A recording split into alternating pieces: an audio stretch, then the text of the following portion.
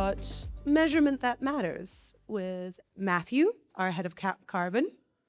Please join us. And Katie from Isometric. So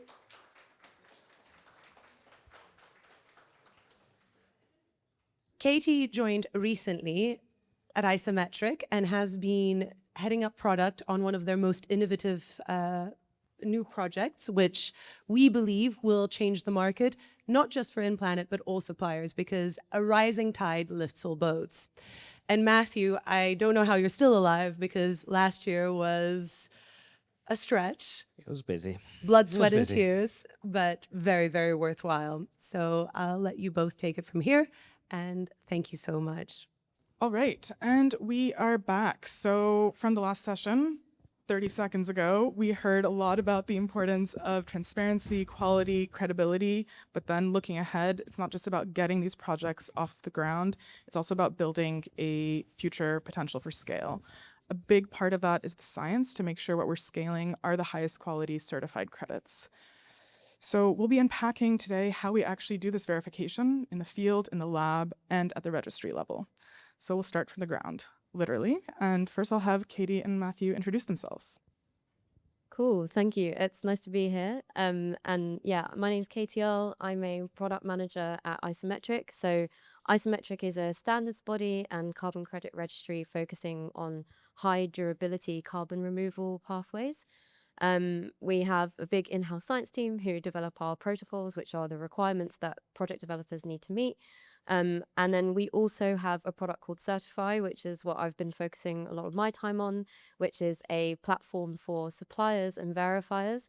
Suppliers can submit their data through Certify for verifiers to audit, essentially. And yeah, I've been at Isometric for the last 7 months.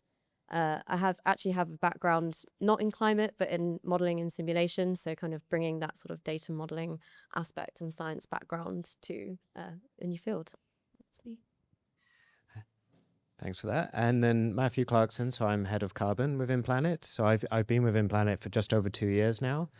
My previous life was as an academic in geology and geochemistry. So I did a PhD in Edinburgh and then spent about 10 years in New Zealand and also Switzerland, researching global climate change, essentially looking at the past and trying to understand how the Earth recovers.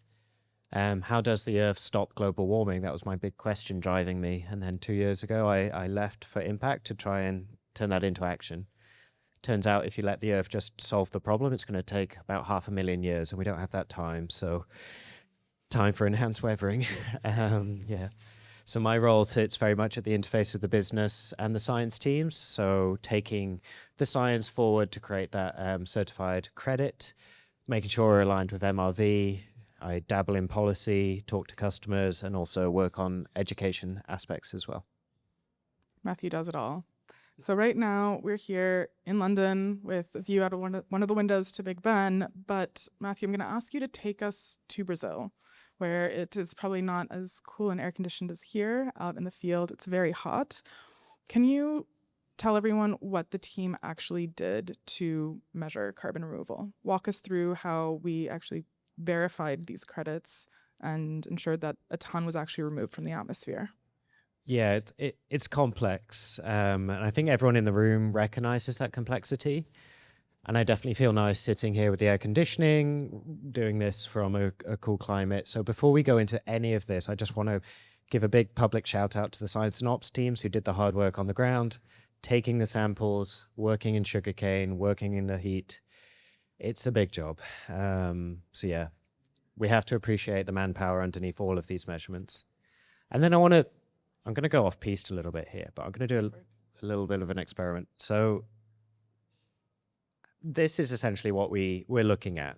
This is the rock powder. Let's say that's about 100 grams in here. So we have a potential of our rock powder to sequester about 0.3 tons of carbon per ton of rock powder. So in here, that's about 30 grams of CO2 that we could remove with this. I might need a volunteer now, actually. Can you hold that one? We're going to do a little EW experiment. Don't tell Undo, because they're next door. If we pop that off, we're going to spread this essentially on here. This is going to be huge next year, by the way. So we've added this at 10 tons per hectare. And we want to know basically what has happened. How do we quantify that carbon removal? We leave it there for a year. In this case, it was sugarcane. It wasn't even tilled in. It was surface applied. And the rock powder, I encourage you all to have a feel of it later. It's very fine, and it actually dissolves very quickly. But what we want to know is how much of that rock powder dissolved. How close do we get to that 0.3 tons per ton? So the first thing we want to do is reconstruct just, how much rock powder dissolved. And then we want to think about the efficiency after that. So in our case, we actually discovered that about 50% of the rock powder dissolved. And that was actually a conservative estimate. There's a good chance it was about 75, 80%, which is really fantastic and owes to the tropics, the conditions that we're working in, and the quality of this rock powder. But some of that CDR potential is lost. So if we achieved 50% dissolution, so we've got the potential of about 0.15 tons per ton. But then there's inefficiencies in our plant pot here. So essentially we're looking at an acid-base reaction. It's going to release some cations into there. Some of those cations are going to get stuck in the soil. All this organic matter is going to pull some of those cations out. And we need to quantify that. Some of it is also going to be lost to the plant, and we need to quantify that. Some of this rock powder is going to dissolve just because of strong acids in the system, because of nitric acid formed by fertilizers like nitrate fertilizers. And we need to piece together all of these components to come out with the next CDR. So that involves taking multiple measurements. We use something called an immobile tracer approach. So when this rock powder dissolves, it leaves behind some elements. In our case, it was neodymium. Other cases, titanium, a very common metal. Some of you will have that in your watches, for example. And that's left behind. And from that, we can figure out precisely how much was added and then how much has dissolved relative to that. So that's our starting point. And from there, we then constrain what's happening in the soils, what's happening in the vegetation. And so the goal is then to come up with a net value. Sorry, you're okay. Do try this at home, it really works. And essentially we have to add all those up and understand the system losses. So we can take the measurements of the plant matter, we look at the yield change, we look how much calcium went into the plants, and we have to subtract that from our gross estimate. And we go through these subtractions. They're all based on empirical data. They're all measurements we can make in the system. And it creates a huge analytical burden. So we're doing agronomic measurements like pH, exchange capacity. We're doing geochemical measurements.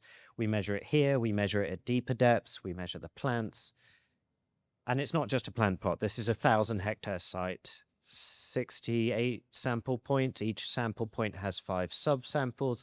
Each subsample has 3 different depths. You can see how this becomes a huge burden in the end. And essentially what the isometric protocol does is give you the operational sort of structure to do that measurement and do that calculation. And that's just for the plant pot stage. And then we have to think about what's lost downstream. So we're thinking about rivers and oceans. And then we think about upstream. So how do we produce this rock powder? How much CO2 went into producing that? And that's essentially how we get to a credit. And then someone checks all the answers. So that's where the VVB comes in and Isometric, and they will check all the answers. So I'll put that back and just let it dissolve over the next year. And when we come back next year, we'll see how that is. All right, sounds incredibly simple. So on that note, Matthew, you talk a lot about the different measurements that the team has to take, and highlighted how the team on the ground is really out there, not working on a small little rosemary plant, but is out in the hot fields, 1,000 hectares, sometimes sugarcane, where a lot of snakes like to be apparently, or could be on citrus farm or pasture. But how is this different than how carbon removal has been measured, and why is this such a big leap forward for ERW? Maybe Katie, you want to take this first? Sure. So I guess one of the key things around this is all of that direct measurement, which Matthew explained very well, needs to be done in order to comply with the isometric protocol, is that we can actually trace back exactly how that the number of tons was calculated. And that's different from, other projects where you have to it's based on models and predictions of like how much CO2 will be removed. So instead of paying for a credit up front when you don't actually know that that will be removed from the atmosphere, we actually have certainty that that is what has happened. And as Matthew said, we apply quite conservative losses at this point because there is a lot of uncertainty in the system that we try to quantify through lots of different means. But yeah, at least our buyers can be confident that they can actually, that CO2 has been removed. And that is different from other examples that we've seen before. Thank you. Matthew, do you want to add anything here? Yeah, I think for EW in particular, because it's an open system, like 2 years ago, the big question was, how do you do MLV? How do you quantify this? And actually, the first time I met Christina, we sat down and discussed one of her papers where she pulls together all these different components. And you're like, well, how does this work? And what we've been able to do now is show that it can work, and it can work in a verifiable way. It's not just about a science experiment. It's something that a verifier can come in and check, actually, you did do it. So I think that's the big leap forward for me. It's possible. We've done it, and now we can do it better. So now that it is possible and that we want to do it better, is there a specific measurement? I think there are so many that have to be taken, but is there a specific one that you maybe want to highlight for everyone here as being particularly significant in proving that carbon has actually been removed? So I really wish I had a single answer to this. My background is in geotracing, and it's all about, I just love complexity. And actually, when we look at all the measurements we have to make, there's not one single thing that will tell us this worked or didn't work. But what we do see is internal consistency. And that is probably one of the most powerful tools to geochemists, because it means we're getting it right, essentially. So one of the points we had was this immobile tracer. So we used neodymium, as I mentioned. If we measure the amount that's in the soil, and we can back calculate how much rock powder we added, and it's the same answer as what we thought we put on the field based on the operational logs. And it's that sort of type of internal consistency that brings an extra rigor to the whole process. Another example is the difference of losses between the soil and the plants, because that balances, they interact with each other. And if we don't see a loss here, we see it in the plants. So again, this layer of internal consistency is really, really important at this stage. Thank you. So the previous panelists talked a lot about transparency and why that is so important. And we talked about how InPlanet gives data to Cascade's data quarry, kind of feeding this transparency. And a big aspect of this is not only in credibility and increasing confidence, but also in being able to share lessons learned with the wider community to enhanced rock weathering as a technology. Can you share any challenges that were actually faced during this first certification in our operations, and what were the lessons learned from that we can take going forward as an industry? I guess there was a lot of lessons. This was the second project. Some of the really interesting, I think back in the old days in 2022, there were questions about what resolution sample density do you need to answer the questions. And we started this before there was any guidance. So we kind of had to figure it out. And to do that, we looked at, say, the agronomic indicators. We understood what the variability is across the field. And then we sampled appropriately to capture that variability. And I think that's one of the big learnings here that allows it to work. Of course, we can sample more, and there's going to be like a trade-off between how much you sample, how much that costs you, and how many credits you get back. So it turns out that having low sample density isn't necessarily a problem, because it leads to wider uncertainties. And we mitigate the risk of overcrediting because we credit below the mean. So actually, it's workable, and we need to find the sweet spot of reducing those uncertainties for a given cost. Thank you. So looking at standardization, Katie, right now, trust in carbon markets is very mixed, and we are really trying to work on that. So from your perspective, why does standardization in MRV matter so much, and how does this project set a benchmark for others? So yeah, I think standardization is incredibly important. I mean, Isometric's, I guess, whole reason for being is to kind of restore that trust in the voluntary carbon market.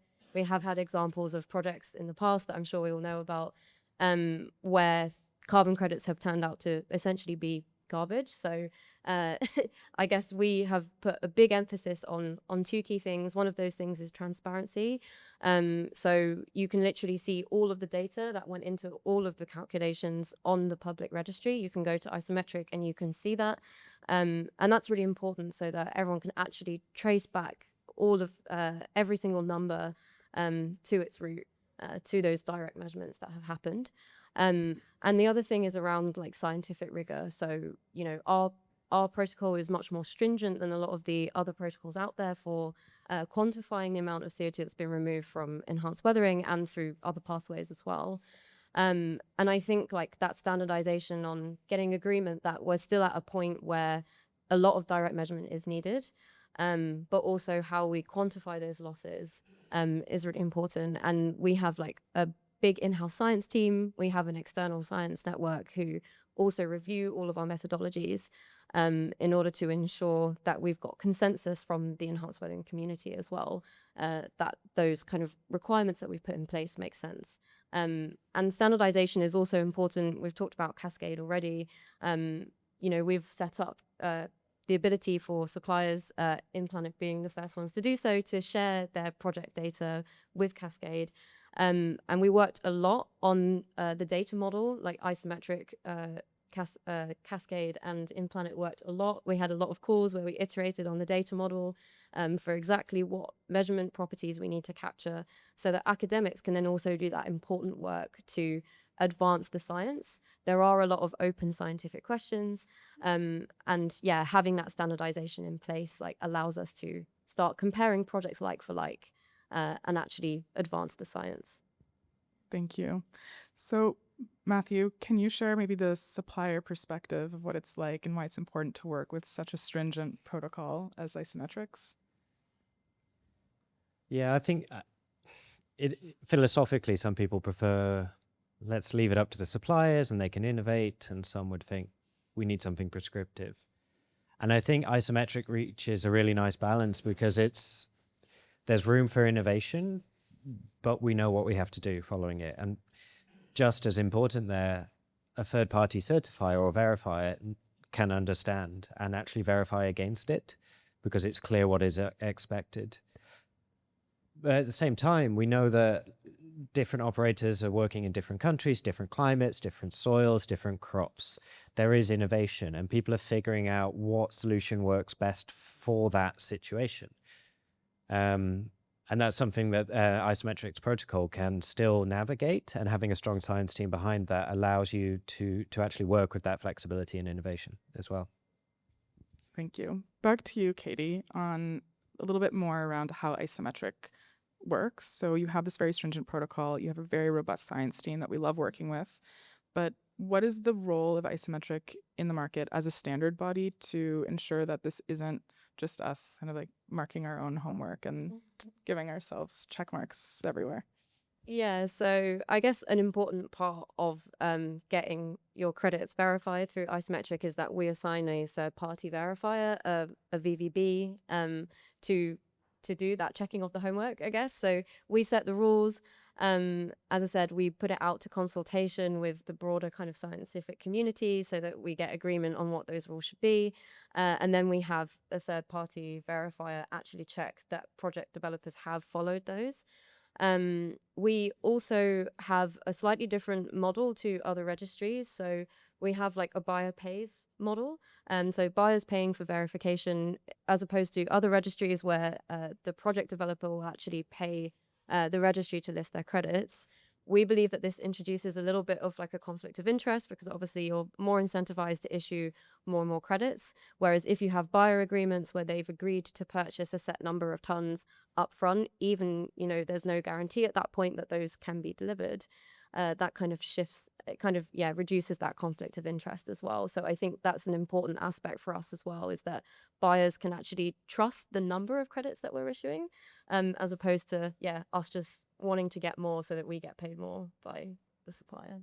Completely. And thinking about how these buyers are engaging now, where they are often very catalytic, willing to take some risk, are counting on Isometric to do this verification, knowing that they may not get all the credits that they've initially purchased. But now jumping ahead to a future state where demand is driven more by policy. So thinking of purchases driven by Article 6 or for corporate net zero targets, wanting to get enhanced rock weathering credits as part of that. What role does MRV and standardization of it play in securing that path forward? Yeah, so I think, as I said before, like making sure that we're all aligned on what aspects of the process and enhanced weathering that we need to capture is really important. So I think providing transparency around what's been done, all of our protocols can be viewed, all of the verifications can be viewed. Like I think that's important so that you can actually have that comparison across projects, and I think that that's really important when it comes to that sort of like regulatory landscape in the future as well. Definitely. But buyers are also thinking about price. So challenge question is, this protocol is very rigorous. As Matthew described, we're talking about samples and subsamples and different depths. There's a lot of analysis that takes place. How do we ensure that, this MRV does not become a bottleneck as we look towards scaling? Yeah, so I think that the whole enhanced rock weathering community is agreed that we at some point need to move towards model-based quantification, because MRV is expensive. We currently have to take a lot of direct measurements because there's honestly a lot that we don't know about the system, in a sense. Like that's why we need those measurements to tell us what has happened directly. We're currently in the process of building that bedrock of data that is required in order to develop those models. That was an accidental pun. Maybe I should have made it deliberate. Our software system's called Bedrock, for those who didn't understand. Yeah.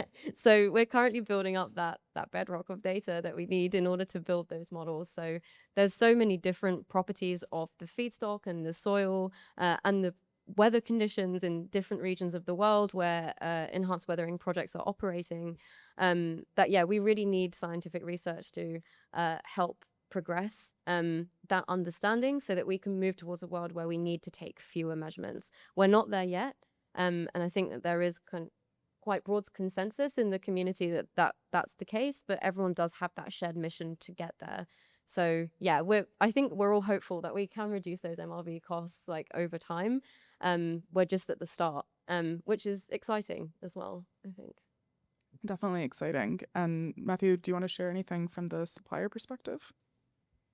I think, this future vision of models makes a lot of sense. The precise date when that would come into force is really hard to gauge right now, but it doesn't really change the work involved at the moment, which is about surplus measurements.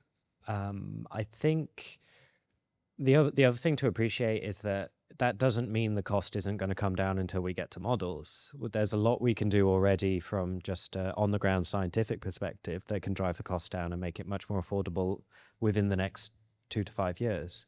Things like really understanding the variability in a system so that we can optimize sample strategies, the way we pull samples to capture variability. There's little tweaks to the system that can really drive down the cost already.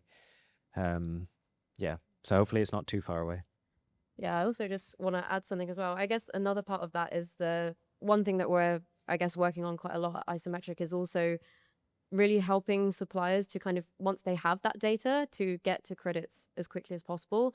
So we're investing a lot in making it easy to submit data to our platform for verification purposes, building out all sorts of tools so that suppliers can actually interrogate that data and ensure that they have complied with our protocol as well. So that's something that, we really focus on as a registry as well, is kind of like, without compromising quality, speeding up that verification process as well so that suppliers can be paid quicker for the work that they've done. So I think that's also an important part of bringing the cost down, is reducing that kind of operational burden to get to credits. So it sounds like before we get to this future state of crediting off of models where the workload becomes a lot easier, there is an intermediate step and things that we can be working on to help this process become more efficient and scalable and not face these bottlenecks, some of which includes digital platforms, how we approach sampling. But is there anything else, automation, AI-assisted analysis? How do you think about all the different solutions that are available and what can kind of unlock the most scale? So the speed of verification, I think, is really, really interesting. And coming back to the first session, this idea of delivery risk, the faster we can move through the pipeline, the more credits we have available, de-risking individual deployments and deliveries.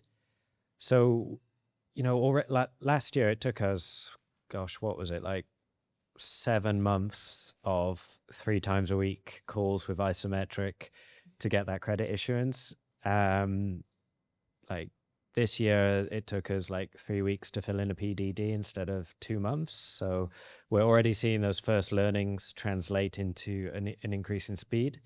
In terms of digital tools, like we now have a template of how to do a calculation. We can automate that. That's very close to something you could imagine AI would be doing. But at the moment, there's still a lot of human intervention because we have to understand the results as well. So it's not just we run a code, we look at the data. But already, like, we now have a template. So we can do our data analysis in 2 days instead of 3 weeks. It's all speeding up. Yeah, and I mean, Isometric is a carbon credit registry. It's also definitely a technology startup. So AI is something that we are very much like thinking about, and how we can kind of integrate that into Certify as well to make some of those kind of verification tasks easier. So, for example, like being able to quite an important part of getting verified with Isometric is providing evidence for like every single one of those numbers that you'll see in that kind of breakdown of the calculation, which is how we got to that number of credits. So using AI even to do things like just checking that like the document they uploaded, those numbers kind of like match the numbers that have been put into the system. Like that's maybe an example of something that's actually kind of a bit easier. And especially now that we've put a lot of that structure around exactly what data like we want to capture, that is really like, putting things in motion. It's kind of the foundation for actually building out those AI capabilities as well to even further accelerate, that verification timeline. So yeah, definitely something that we're thinking about a lot. Okay, a lot of exciting things ahead. Katie, earlier you were talking a little bit about how Isometric has a different model than other registries and works directly with buyers. Yeah. So you are very close to kind of the market and understanding what buyers are asking for, what they need, what reactions they're having. Can you share why this level of like very stringent, very rigorous MRV and very rigorous verification process is a requirement right now? Yeah, so I think we touched on it slightly before. I think it's just because when the voluntary carbon market was kind of starting out, and especially, the first few kind of projects we're seeing around carbon removal, it's kind of got a bit of a bad rep. And I think that a lot of buyers kind of lost trust in terms of looking to carbon removal like as part of their like net zero strategy. I think everyone knows that it's like necessary, but people were just like a bit scared to invest. So that's why, we really focus on making sure that we have those kind of like quite stringent rules, so that we can like rebuild that trust. And I think that, yeah, that's why like that level of MRV is currently very important so that we can do that. And then, yeah, once we've kind of like built that confidence and once the field has developed more as well, like once we've gone through that process of educating buyers, like I think that is like that's a huge part of it. Like a lot of buyers, apart from, maybe like the big tech companies who were kind of the first movers, your wave 1 buyers in that space, like a lot of the wave 2 buyers, a lot of it's around like making sure that they understand like what the different like carbon removal pathways are and how they work. And I think as we have more projects that actually go through verification, that in itself like starts to build that trust as well.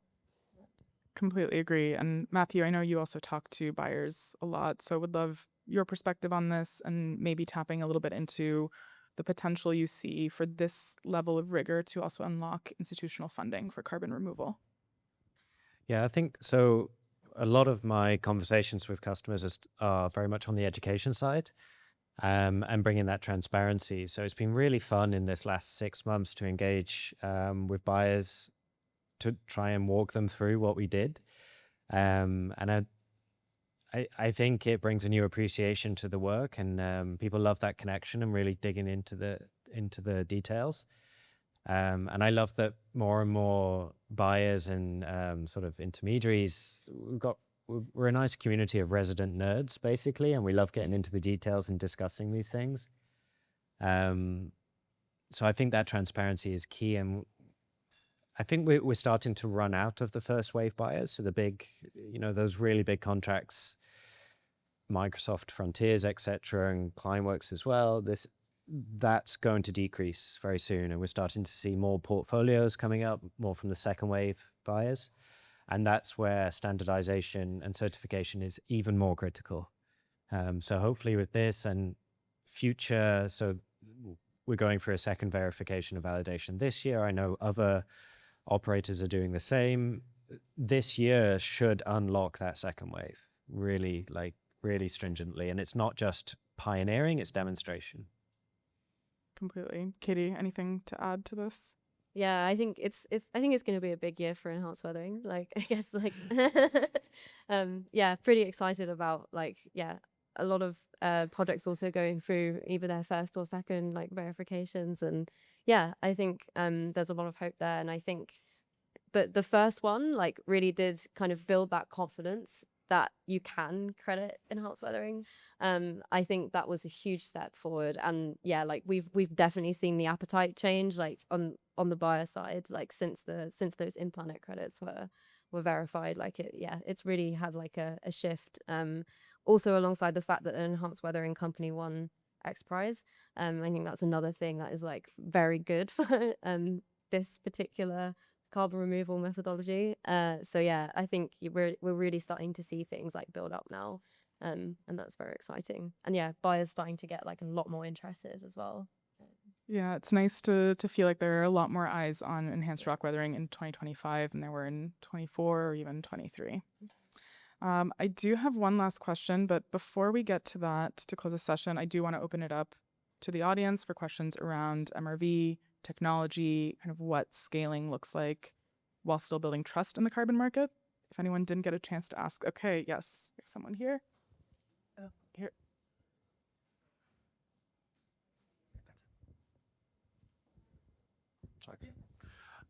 Thanks so much. That was really interesting. I have a nerdy question and a broader question. The nerdy question is about whether you found any variability in the capture rate in different parts of the site. I know from soil carbon sequestration that doesn't use enhanced rock weathering, this is a massive problem when it comes to thinking, how do we scale up a single plot to an entire country and therefore do something in a more modeled kind of way? The slightly broader one is, how would you address accidents? So you mentioned erosion as one of the problems. As we see climate change happening, we are seeing lots more erosion. How would you seek to account for that in a future framework? Yeah, I love the detailed questions. In terms of variability and the effect on weathering rates, I'd say this project, it'd be great if you could all come out to Brazil and see this, but it's strangely homogeneous, I think, from our temperate view of what soils are like. So it's 90% sand. You pick it up and it's really sandy. There's two soil types, but they're very similar, and that extends over the whole area. There's some variability in topography. There's a small pH gradient. I'd say at the moment, just looking at the data set from this site, you can't see any clear differences in regions. But what we've undertaken the calculations for another 2 sites, different soil types, different crop types, and you can see the first order trends.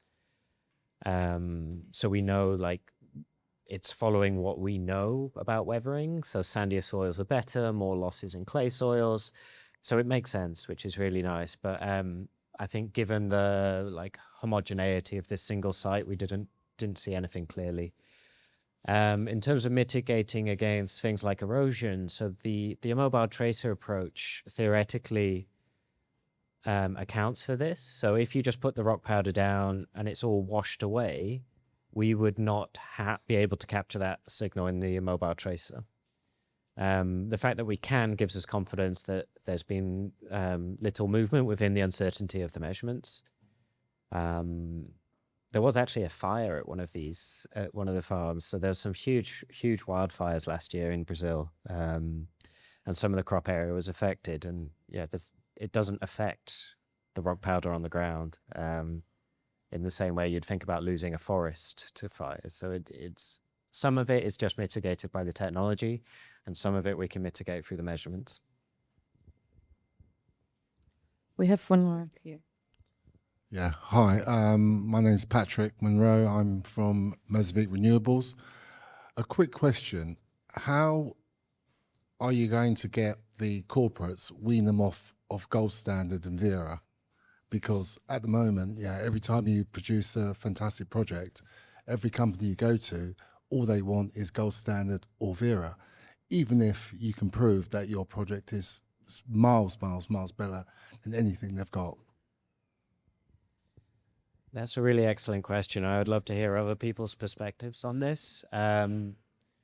My view with these nascent CDR technologies is that it's a completely different market compared to what Vera and Gold Standard are used to dealing with. I know Vera wanted to develop an EW protocol. I think Simon had some chats with them about this, and it didn't really move forward. Gold Standard have listed it somewhere on their agenda, but it hasn't moved forward. So I believe what we'll see, what I expect, is that people like Isometric will come very much to the top of the board, and then they're going to be playing catch up as that market grows. But I see Vera and Gold Standard, they're going to be more important further down the line to unlock that corporate appetite. But I'd say right now, we're probably still a little bit away from there until they get the experience. Yeah.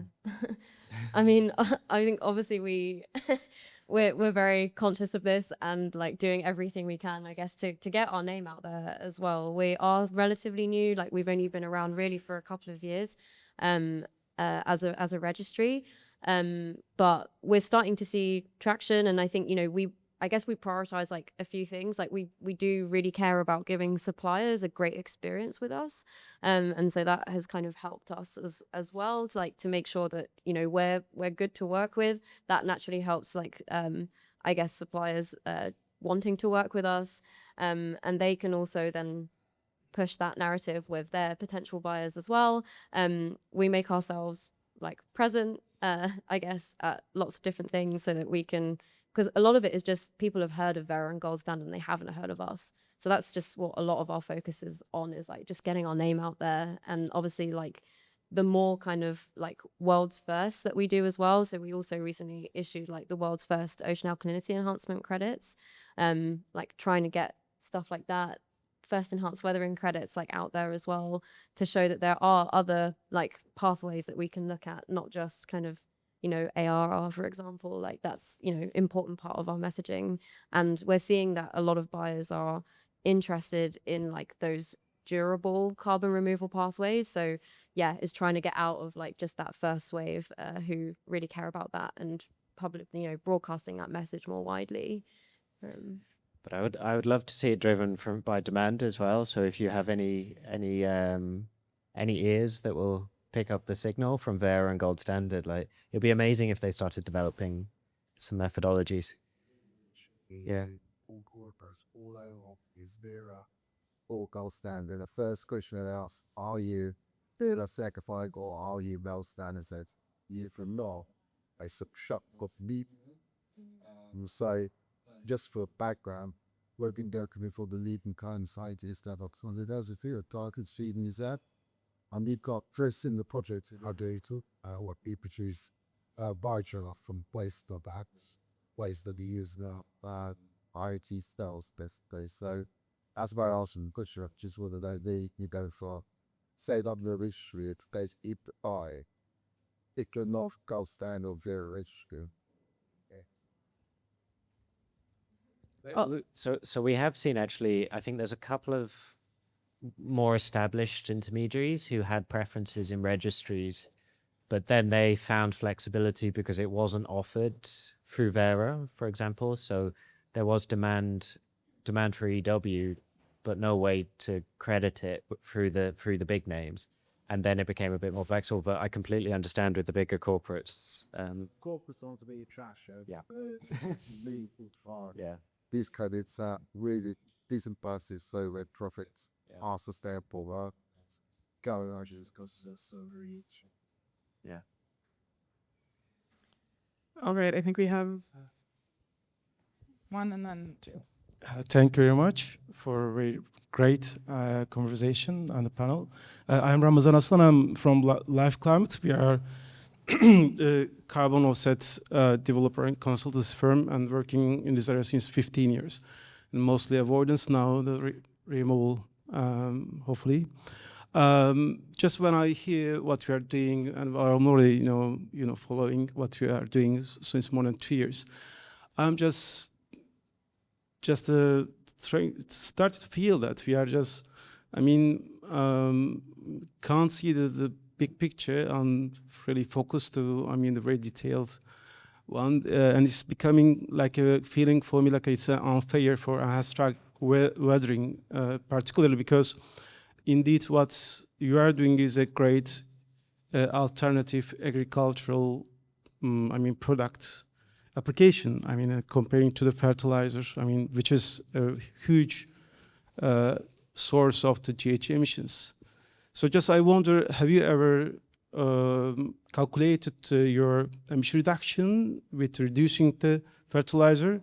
And just I don't know exactly how it works, but it is, the additional to the common practice. There already will be continue to use exact amounts of the fertilizer they are using, or by your basal task, they will be reducing their fertilizer usage significantly, and with this, they will be saving a lot of fertilizer. Why I am asking this? Because everybody's saying that.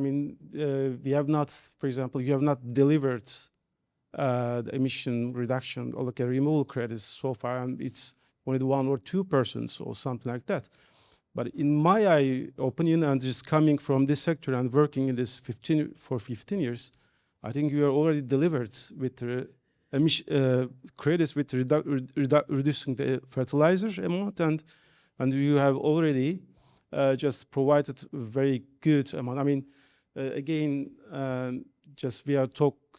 We are now talking about gold standard and Vera. There are some specific methodologies, and you can get carbon credits with reducing the fertilizer only. And so why nobody is just looking at that and just saying that please be happy with, because we are already just giving you the good amount of the emission reduction credits from the fertilizer reduction. And indeed, the carbon removal from the ERV should be the top of it.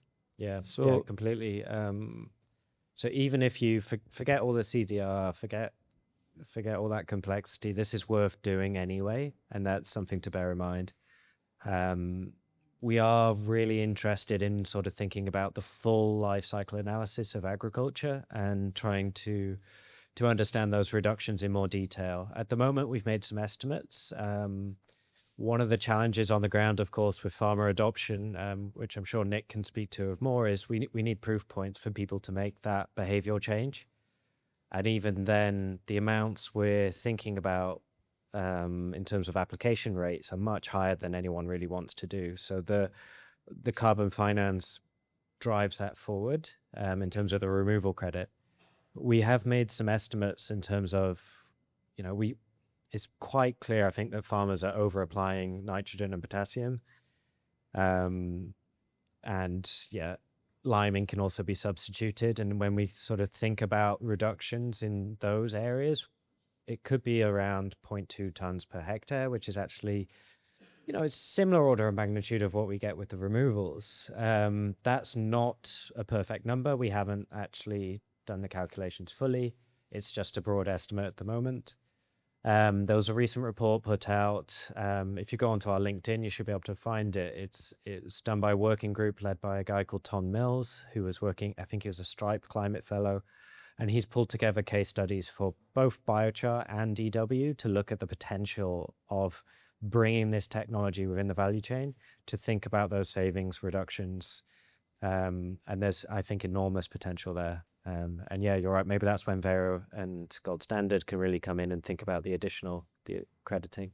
Here is a highlighted opportunity for collaborating with the code standard where isometrics, Buster, preface, introductions that nobody is counting. Yeah, I mean, I think it's something that we are obviously looking at. It's like not something that we have a methodology for like today, but we are very conscious of the fact that there are emissions reductions that like come alongside some of the kind of carbon removal like projects. So yeah, it's definitely something that we are aware of and kind of like actively thinking about for sure.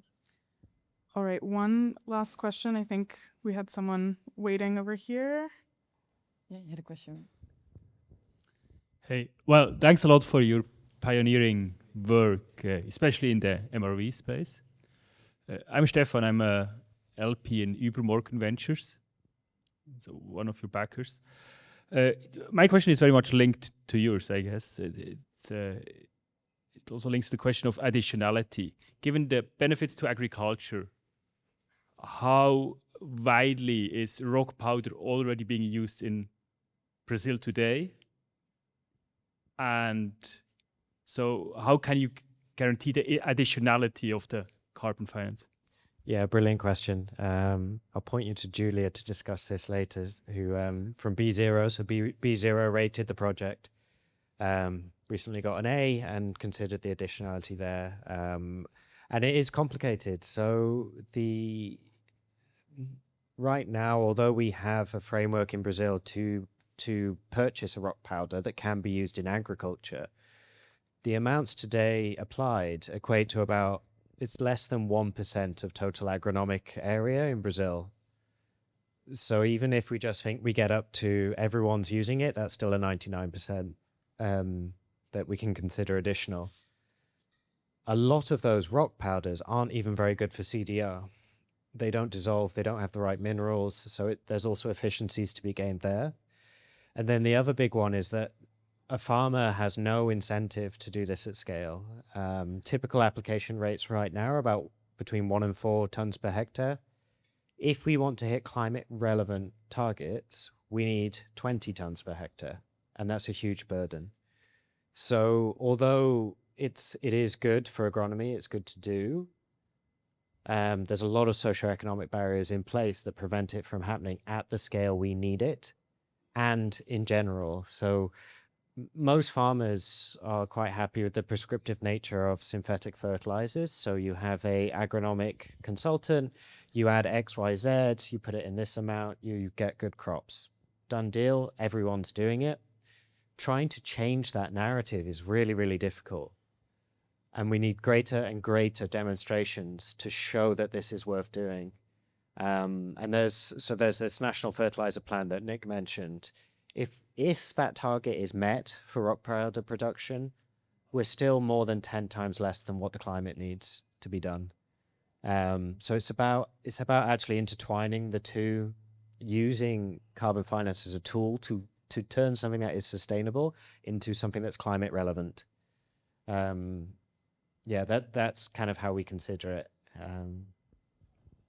Great answer.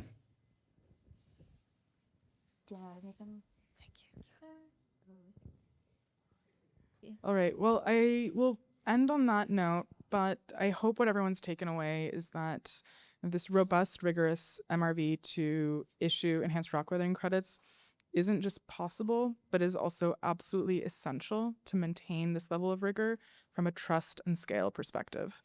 And I think what you both mentioned is a reflection on 2025, the issuance of the credits, the fact that Matthew won the X Prize has brought a lot of attention to enhanced rock weathering in 2025.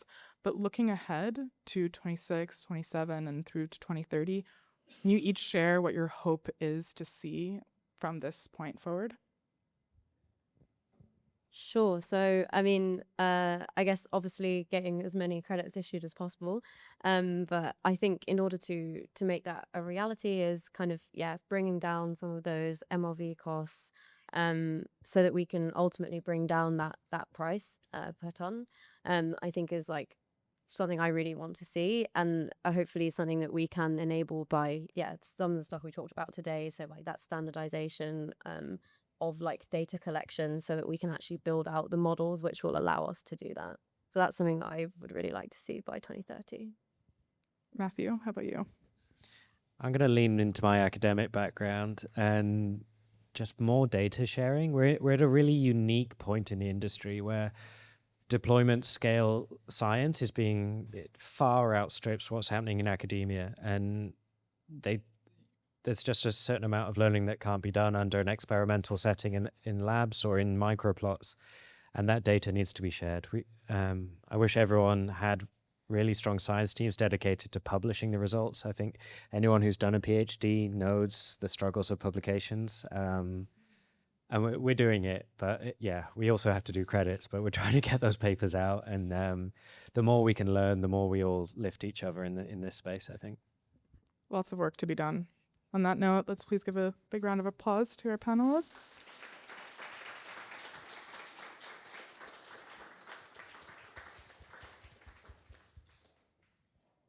All right, and I'll hand it back to our Master of Ceremony, Maria. Thank you so much. Matthew, Katie, what a great conversation. You got some tough questions there. I mean, I thought we could get away not having to talk about additionality. No, that you aren't going to let that happen.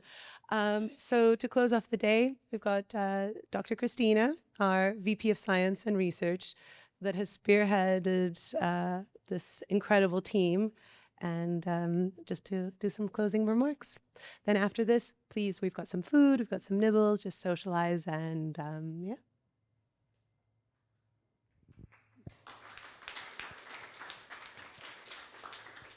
So yes, thank you all so much for coming today. As we come to the close of today's event, I'd like to take a moment to reflect on what we've heard, thank the incredible voices who shared their insights, and leave us with a few thoughts to carry forward. We began by grounding ourselves in the science and opportunity of enhanced rock weathering. Nick reminded us why Brazil is uniquely positioned with abundant basalt, a favorable climate, clean energy, and a progressive policy environment. He made it clear ERW isn't just theoretically promising, it's happening now at scale with measurable impact. Then, in our first fireside chat, we explored why corporate buyers are looking to the global south. We heard how co-benefits like improved soil health, farmer income, and climate resilience are not just add-ons, but drivers of catalytic capital. Thanks to Megan, Felipe, Jonas, and Chloé, we now better understand how companies are making bold early bets on high-integrity solutions and what they need to keep doing so: trust, transparency, and measurable results. In our second panel, we went deeper into the science and verification side of enhanced rock weathering. Matthew and Katie walked us through how enhanced weathering has moved from theory into practice. We discussed the importance of robust MRV, the role of direct measurements, and innovations making this scalable. Most importantly, we saw how credible carbon credits can be issued without compromising scientific rigor, setting the new bar for the sector. A heartfelt thank you to all of our speakers and moderators, Nick, Matthew, Katie, Jonas, Megan, Felipe, and Chloé, for sharing your time, your insights, and your leadership. Thank you to our hosts at Sustainable Ventures for this beautiful venue. I think you can see Big Ben just through the window there. And to the InPlanet team for making this happen today, in particular, Maria, thank you very much. And thank you to the audience for being here, for showing up. Whether you're here as a buyer, a scientist, a policymaker, or simply a curious mind, your presence signaled a shared commitment to climate solutions that are credible, inclusive, and scalable. So now we have proof of execution. Certified credits are real. The question isn't if, but how fast and how fairly we scale this. So let's carry forward the lessons from today. Integrity matters. Partnerships between science, business, and policy are only a way to move faster. And the global south has a crucial role and a leadership position in the future of carbon removal. I invite you now to stay, to connect, and keep the momentum flowing. The speakers are here. We have coffee and some bites to eat over there. So follow up and discuss. And this is how real change happens, is through these kinds of conversations. Thank you again, and looking forward to continuing this journey with you.